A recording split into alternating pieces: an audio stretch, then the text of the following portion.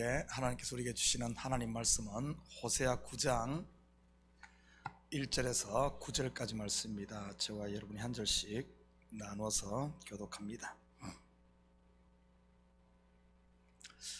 이스라엘아는 이방 사람처럼 기뻐 뛰놀지 말라. 내가 음행하여 내 하나님을 떠나고 각 타작마당에서 음행의 값을 좋아했느니라.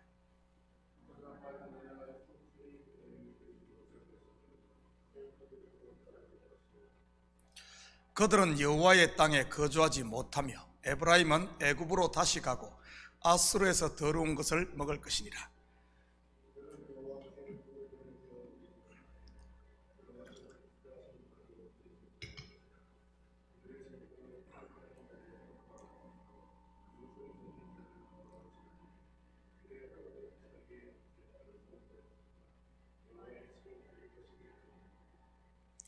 너희는 명절날과 여호와의 절기의 날에 무엇을 하겠느냐?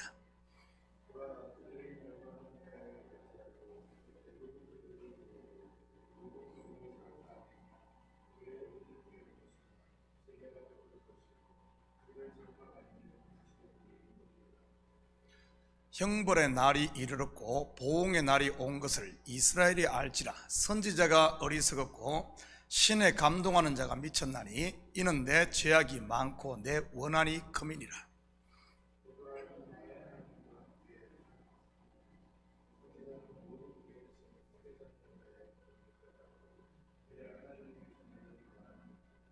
함께 읽겠습니다. 그들은 기브아의 시대와 같이 심히 부패한지라. 여호와께서 그 악을 기억하시고 그 죄를 벌하시리라. 아멘. 좋은 아침입니다. 호세아서는 8편의 설교 형식으로 구성되어 있다고 했습니다. 오늘 본문은 호세아의 5번째 설교로서 계속된 이스라엘에 대한 심판과 형벌에 대한 경고입니다. 범죄한 이스라엘이 받을 심판을 같이 살펴보며 우리 속에 이러한 것들은 없는지 이 새벽 점검하는 시간이 되었으면 좋겠습니다. 1절입니다. 이스라엘아, 너는 이방 사람처럼 기뻐 뛰놀지 말라. 내가 음행하여 내 하나님을 떠나고 각 타작마당에서 음행의 값을 좋아하였느니라. 이 말은 단순히 기뻐 뛰놀지 말라는 의미라기보다는 내가 너희의 기쁨을 빼앗아가겠다 하는 이런 말입니다. 우리 교회는 그런 성도들이 별로 없습니다만 가끔 다른 교회 다니다가 새로운 성도들 가운데 얼굴에 보면 기쁨이 없고 항상 이런 심각한 얼굴을 하고 계신 분들을 종종 보게 됩니다. 물론 그런 분들도 몇 년이 지나면 기쁨을 회복하죠 말이지요. 먼저 할 것은 우리가 믿는 기독교 신앙은 그 근본 뿌리가 해방이요 축제 즉 기쁨으로부터 시작됩니다. 그래서 어제 공부했듯이 유앙겔리온 즉 우리가 이 복음이라는 단어를 쓰는 이유가 바로 거기에 있습니다. 예수님께서 공생애를 시작하면서 처음 행한 표적이 무엇입니까? 바로 가나 혼인잔치에서 물로 포도주를 만든 표적입니다. 기쁨이 떨어져가는 그곳에 기쁨을 회복시키는 것 말이지요. 출애굽기를 봐도 광야 교회가 어떻게 시작됩니까? 6월절 어린 양의 피를 잡아 문설주의 발음으로 죽음의 천사가 6월 곧 지나감으로 430년간의 이 애굽의 종살에서 해방되어 나옴으로 이 광야 교회가 시작되지 않습니까? 신약의 교회 또한 죽은 자 가운데서 부활한 그리스도로부터 시작이 되고 제자들 또한 안식 후 첫날 이 부활한 날 예수님께서 부활한 날 모였습니다. 그날 모인 성도들의 마음을 채우고 있었던 것이 무엇일 것 같습니까? 심각함일까요? 걱정과 근심, 두려움일까요? 아닙니다. 부활의 감격과 이 기쁨이지요. 그런데 하나님께서 이스라엘에게 있는 이 기쁨을 빼앗아 간다고 하네요. 그것이 바로 심판이라는 사실입니다.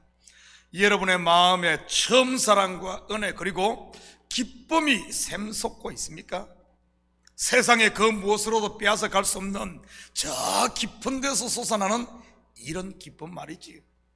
이런 감격과 기쁨이 없는 성도들은 자꾸 어떤가 하면 세상의 얄팍한 기쁨을 추구하려고 자꾸 합니다. 그렇지만 찾을 수 있을까요? 오히려 그것을 취하려고 하면 할수록 점점 갈증만 돼 가는 것이지요. 마치 사마리아 수가성 여인처럼 말입니다. 이렇게 하나님이 아닌 우상과 음행하여 얻은 기쁨은 가나 혼인잔치에 포도주가 떨어지듯 곧 떨어지게 된다는 사실입니다. 왜냐하면 하나님께서 그것을 빼앗아가기 때문이지. 하나님께서 어찌 점점 사망으로 깊이 빠져드는 자기 백성을 보고만 있겠습니까? 거짓 기쁨을 빼앗아가야 참 기쁨이 무엇인지를 알 수 있기 때문에 이스라엘에게서 이 기쁨을 제하겠다고 하는 것입니다. 우리 계속해서 3절 봅니다. 그들은 여호와의 땅에 거주하지 못하며 에브라임은 애굽으로 다시 가고 아수르에서 더러운 것을 먹을 것이니라. 우상과 음행한 이스라엘에게서 기쁨의 샘을 마르게 하신 하나님은 이제는 그들에게 준 약속의 땅, 기쁨과 안식의 땅에서도 그들 거주하지 못하게 한다고 합니다. 이것은 역사적으로 아수르의 포로로 잡혀갈 것을 말하는 것입니다. 그런데 에브라임이 애굽으로 다시 간다고 하네요. 분열 왕국 이후 북이스라엘이 다시 애굽으로 돌아간 적이 있을까요? 없습니다. 그렇다면 다시 애굽으로 간다는 말은 무슨 의미일까요? 이것은 마치 이스라엘이 바로의 앞자리에서 종살이를 하듯이 아수르의 포로로 잡혀가 종살이 할 것을 말하는 것입니다. 지금 우리에게 적용을 한다면 예수 그리스도의 피 공로로 율법에서 해방된 성도가 다시 율법으로 돌아가 그 율법에 매여 종살이 한다는 그런 말이지요. 그러면서 더러운 것을 먹는다고 하네요. 여기서 더러운 것은 우상의 제물을 말하는 것입니다. 성도들에게 더러운 음식 곧 우상 제물이 뭘 것 같습니까? 뭐 차례 지내고 먹는 음식이 우상 제물인가요? 무당 굿하고 물린 떡이 우상 제물일까요? 물론 성경을 겉으로만 보면 맞는 말입니다. 그렇지만 여기에 머물고 있다면 그것은 초딩들이나 하는 것이지요. 성경에서 음식은 말씀을 말하는 것으로 우상의 제물은 자기 배의 욕망을 위한 율법적인 말씀을 말하는 것입니다. 성경에 처음부터 먹는 이야기가 나오잖아요. 창세기 3장에 선악과와 생명과 먹는 이야기가 나오고, 출애굽기에는 만나 메추라기 이야기가 나오고, 계속해서 포도주와 떡을 떼는 이야기, 예수 그리스도 자신이 포도주와 떡임을 먹는 이야기는 성경에서 한결같이 뭘 이야기하는가 하면 우리 그냥 먹는 것을 말하는 것이 아니라 바로 말씀을 말하는 것입니다. 말씀을 가지고 자기의 의를 쌓는 것들, 이것이 바로 우상의 제물, 더러운 것이라는 말이지. 하나님의 말씀은 하나님 자신을 계시하는 것인데 그것을 가지고 나 자신을 과시하는 데 쓴다면 그것이 바로 우상 제물을 먹는 것입니다. 말씀을 통해 그분이 행하신 일이 아닌 내가 한 일을 드러내는 것 말이지요. 저도 말씀을 전하는 한 사람으로서 항상 두렵고 떨리는 것 중 하나가 바로 이 부분입니다. 성도들에게 깨끗한 생명의 양식을 먹여야 한대. 말씀을 가지고 하나님의 살아계심을 보여주고 하나님이 행하신 이 일을 보여줘야 한대. 혹시 더러운 것을 먹이지 않는가 하는 것 말이지요. 다시 말해 이 말씀을 가지고 성도들의 욕망을 부추긴다든지 비위를 맞춘다든지 듣기 좋은 말만 해 마치 정크푸드를 먹이는 것과 같은 그런 것 말입니다. 어린아이들일수록 정크푸드를 좋아하듯이 신앙도 마찬가지입니다. 미성숙한 성도일수록 하늘의 양식보다는 땅의 양식을 더 좋아하지 않습니까? 그러니 갈등이 생길 수밖에 없는 것이지요. 정크푸드 사달라고 울고 떼쓰는 아이에게 이 거절한다는 것이 쉽지 않잖아요. 그렇지만 바울은 이러한 것에 대해서 아주 단호했음을 볼 수 있습니다. 갈라디아서 1장 8절에서 10절입니다. 그러나 우리나 혹은 하늘로부터 온 천사라도 우리가 너희에게 전한 복음 외에 다른 복음을 전하면 저주를 받을지어다. 우리가 전에 말하였거니와 내가 지금 다시 말하노니 만일 누구든지 너희가 받은 것 외에 다른 복음을 전하면 저주를 받을지어다. 이제 내가 사람들에게 좋게 하랴, 하나님께 좋게 하랴, 사람들에게 기쁨을 구하랴. 내가 지금까지 사람들의 기쁨을 구하였다면 그리스도의 종이 아니니라. 이 다른 복음이 바로 더러운 음식이요 우상에게 바쳐진 음식인 것입니다. 출애굽기에도 보면 이런 더러운 음식이 나오지 않습니까? 바로 자기들의 욕망을 쫓아 구한 음식 말이지요. 하나님께서 이스라엘에게 주신 하늘의 양식이 무엇입니까? 바로 만나입니다. 그런데 만나로 배부른 이스라엘이 모세에게 어떤 음식을 구합니까?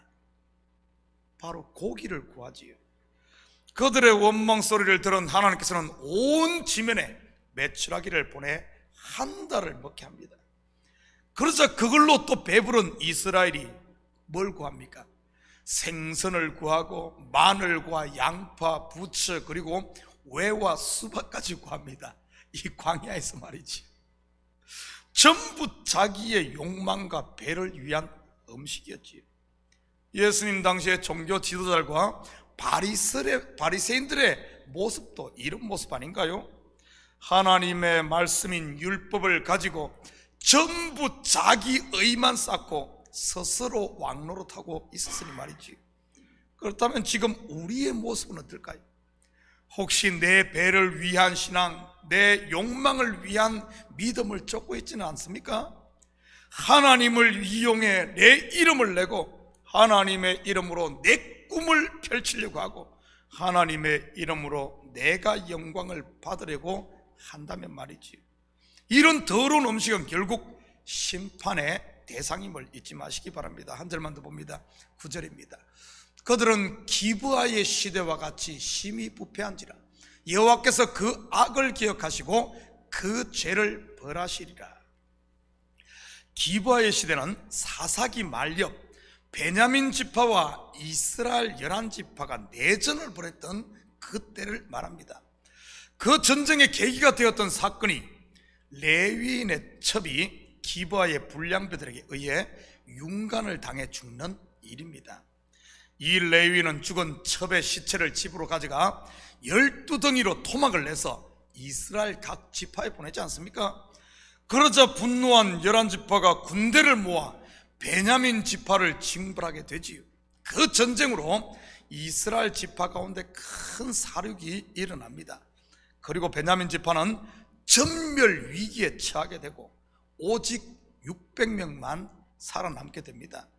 사사기를 우리는 역사적인 암흑기라고 부릅니다. 그런데 사사기 말엽의 이 기브아의 시대는 말 그대로 암흑 중에 암흑의 시대요, 말세 중에 말세의 시대를 말하는 것이지요. 오직 하나님의 심판 외에는 다른 회복의 길이 없는 그런 때 말이지요. 바로 지금 이스라엘이 그 기브아의 시대와 같다는 것입니다. 하나님의 심판 외에는 다른 길이 없는 그런 때 말이지요. 그런데 소망적인 사실은 이런 기브아의 시대에 임한 심판이 끝이 아니라 새로운 시작이었다는 사실입니다. 350년간의 긴 사사시대가 막을 내리자 새벽을 깨우는 한 여인 한나의 부르짖음과 함께 새 시대가 열리지 않습니까? 바로 예수 그리스도를 예표하는 다윗 왕의 시대 말이지요. 밤이 어두워지면 어두워질수록 새벽이 가까워지는 것입니다. 사랑하는 성도 여러분, 내 속에 기쁨의 샘이 말라가고 있는지 우리 속을 한번 점검해 보시기 바랍니다. 지금이 바로 다시 복음 앞에 서서 우리 속의 기쁨을 회복할 때 물을 포도주로 만들 때가 아닌가 싶습니다. 참으로 이 시대 너무나 암울한 시대, 웃음이었고 사람들의 얼굴이 참으로 점점 어두워져가는 이런 때 저는 우리 성도들이 이 새벽에 다시 한 번 더 우리 속에 샘솟듯 하는 이 처음 사랑의 은혜와 사랑 그리고 기쁨을 회복해서 오늘도 여러분의 삶의 현장에, 가정에, 교회에 이 기쁨에 좀 이 샘물을 흘려보내므로 정말 이 구원의 감격들, 구원의 기쁨을 회복시키는 이 시대에 하나님의 사람으로 살 수 있기를 주님의 이름으로 축복합니다. 같이 기도하십시다. 사랑의 아버지 하나님, 참으로 감사드립니다. 이 새벽 다시 복음 앞에 서길 원합니다. 그래야 처음 사랑을 회복하여 참으로 아버지 하나님, 우리 속에 있는 어둠들 다 십자가로 다 몰아내고 아버지 하나님, 우리 속에 빛으로 가득 채워 구원의 처음 감격을 아버지 하나님 참으로 우리의 삶의 현장에 전할 수 있도록 주여 도와주시옵소서. 초대교회 성도들의 그 뜨거웠던 아버지 하나님 그 신앙과 기쁨, 출애굽한 이스라엘 백성들이 홍해를 건너 나올 때 불렀던 그 찬양이 우리 입술에 있게 하시고 이 시대 아버지 하나님 삶의 현장에 이런 기쁨을 전하는 전도사로 살게 도와주시옵소서. 감사드리며 예수님의 이름으로 기도드립니다. 아멘.